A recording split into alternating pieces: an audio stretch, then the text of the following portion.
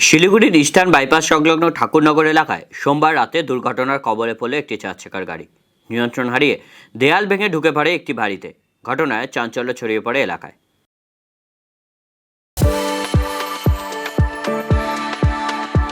We are the dreamers, the achievers, and the leaders. Come, join us today.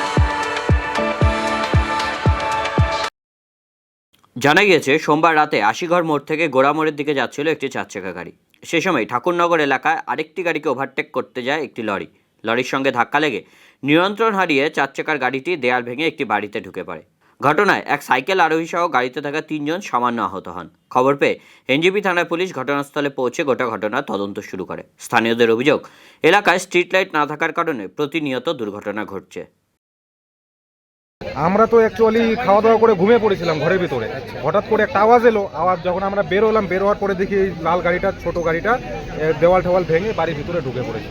হ্যাঁ, আমরা বাড়িতে খাওয়া দাওয়া করে ঘুমিয়ে পড়েছিলাম ঘরের ভিতরে। আমাদের তো যা মনে হচ্ছে, যা ড্রাইভার যা বললো যে পিছন থেকে কোনো গাড়ি এনাকে টাচ করেছে। হ্যাঁ, সাইডে টাচ হয়ে গেছে, তো যার জন্য কন্ট্রোল করতে পারিনি। তো সেই হিসাবে গাড়িটা এই দেওয়াল টেওয়াল ভেঙে আমাদের বাড়ির ভিতরে ঢুকে গেছে। আর অ্যাকচুয়ালি এত আমাদের রোডের উপরে কোনো লাইট নেই, ইলেকট্রিক পোস্ট নেই।